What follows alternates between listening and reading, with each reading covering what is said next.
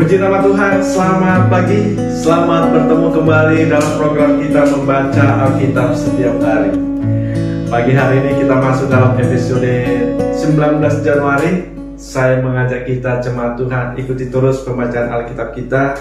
Mari kita terus membaca, merenungkan, dan menjadikan pedoman hidup kita.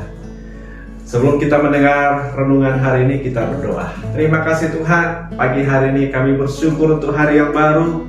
Kiranya hari ini Tuhan menyertai kami, Tuhan memberkati kami, firman Tuhan menuntun setiap langkah kami. Terima kasih Tuhan, di dalam Yesus Kristus kami serahkan renungan hari ini dalam tuntunan-Mu. Haleluya. Amin. Puji nama Tuhan.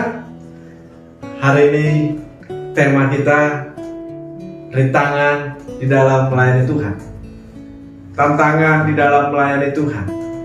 Bapak Ibu yang kasih Tuhan, saya akan bacakan dari Injil Matius pasal yang ke-14 ayat yang ke-4 sampai ayat yang ke-8 dan ayat 13. Karena Yohanes pernah menegurnya, katanya, tidak halal engkau mengambil Herodias. Herodes ingin membunuhnya, tetapi ia takut akan orang banyak yang memandang Yohanes sebagai nabi.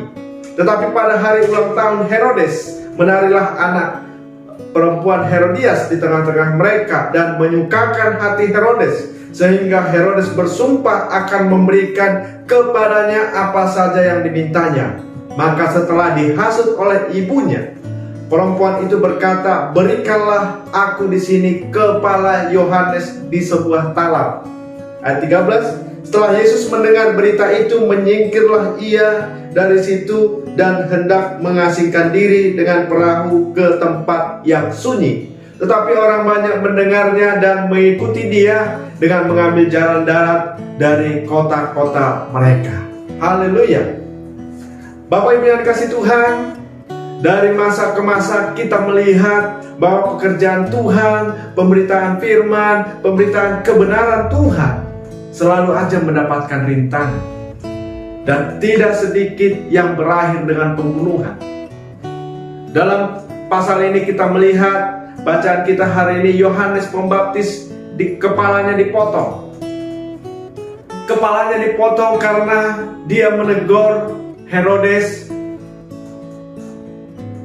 karena dia menyampaikan kebenaran. Dia harus berakhir dengan kepalanya dipotong, dia dipenjara, saudaraku. Tapi kita melihat Yesus juga, saudara, disalib, mati di kayu salib, dan murid-murid Yesus juga mengalami penganiayaan bahkan lebih kejam dari yang dialami oleh Yesus. Apakah pekerjaan Tuhan berhenti? Tidak, saudara. Sampai hari ini firman Tuhan tetap dikumandangkan, firman Tuhan tetap diberitakan, dan sampailah kepada kita, dan hari ini kita boleh mengimani bahwa Yesus mati bagi kita. Amin, saudaraku. Saudara yang kasih Tuhan, kita melihat juga kurang lebih 10 bulan terakhir ini gereja tidak lagi beroperasi semestinya. Banyak gereja yang ditutup. Tapi apakah pemberitaan firman berhenti? Tidak juga, saudara. Justru kita melihat pengabaran Injil semakin subur. Di media sosial kita melihat firman Allah dikumandangkan. Saya sangat yakin, saudara, lewat pandemi ini justru akan banyak orang diselamatkan. Banyak orang akan menerima kebenaran Tuhan. Banyak orang akan menerima firman Allah. Dan banyak orang akan menerima Yesus sebagai Tuhan dan Juru Selamatnya. Amin, saudaraku. Dalam Injil Matius juga Yesus menyampaikan, berbahagialah orang yang dianiaya oleh sebab kebenaran, karena merekalah yang mempunyai kerajaan surga. Berbahagialah kamu jika karena aku kamu dicela dan dianiaya, dan kepadamu difitnahkan segala yang jahat. Bersukacita dan bergembiralah karena upahmu besar di surga. Sebab demikian juga telah dianiaya nabi-nabi sebelum kamu. Saudaraku, mendengar berita bahwa Yohanes telah dipotong kepalanya, Yesus menghindar dari situ. Yesus tidak memberikan komentar apa-apa.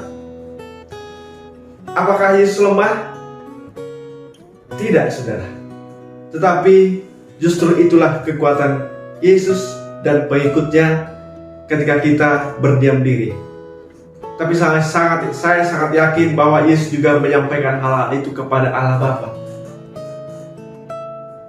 Bapak Ibu yang dikasihi Tuhan, Yesus mengajarkan kepada kita untuk tidak membalas kejahatan dengan kejahatan. Yesus tidak berkomentar, tidak ingin membalas kejahatan yang dilakukan oleh Herodes kepada Yohanes Pembaptis. Nah, inilah juga, saudara, yang menjadi teladan kita sebagai pengikut Kristus. Bahkan Yesus sebelum napas terakhir, Yesus berseru, "Bapa, ampunilah mereka sebab mereka tidak tahu apa yang mereka perbuat."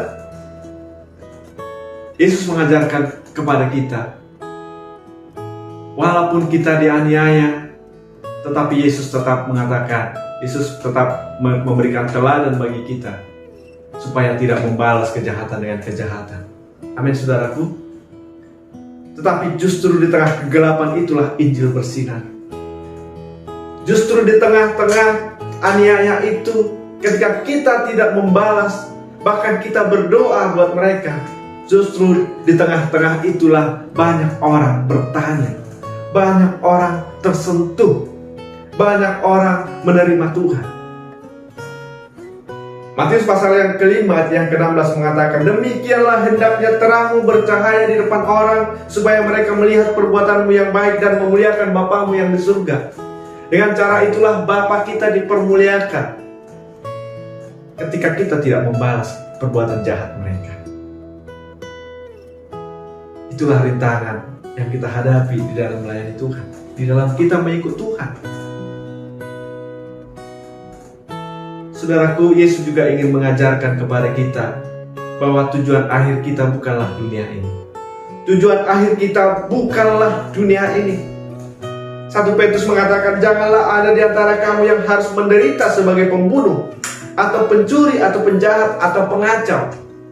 Tetapi jika ia menderita sebagai orang Kristen, maka janganlah ia malu, melainkan hendaklah ia memuliakan Allah dalam nama Kristus itu." Tapi saudara, ketika kita dianiaya karena kesalahan kita, janganlah hal itu terjadi. Janganlah dikatakan kamu dianiaya karena kamu pencuri. Janganlah kamu dianiaya karena kamu penjahat. Janganlah kamu dianiaya karena kamu bikin kacau. Tetapi kalau kita menderita karena Tuhan, karena melayani Tuhan, karena memberitakan firman Tuhan, kita mendapatkan aniaya, berbahagialah. Amin, saudaraku. Janganlah merasa malu, dikatakan firman Tuhan. Karena apa, saudara? Sebab demikian juga telah dianiaya nabi-nabi sebelum kami. Jadi saudaraku yang kasih Tuhan, jangan takut dengan rintangan di dalam melayani Tuhan. Tujuan hidup kita bukan dunia ini, saudara. Ingat itu, saudara. Kalau kita diberikan fasilitas pun, itu hanya cara Tuhan supaya kita mendukung pekerjaan Tuhan. Amin, saudaraku. Demikian renungan kita pagi hari ini, kiranya memberkati kita. Kita berdoa. Terima kasih Tuhan, pagi hari ini kembali kami bersyukur untuk renungan firman Tuhan yang boleh kami dengarkan hari ini. Berkati firman-Mu, urapi firman-Mu, dan biarlah renungan hari ini boleh menuntun hidup kami. Di dalam Yesus Kristus kami berdoa, haleluya, amin. Selamat pagi, selamat beraktivitas. Tuhan Yesus menyertai kita, firman Tuhan menyertai kita, amin, haleluya.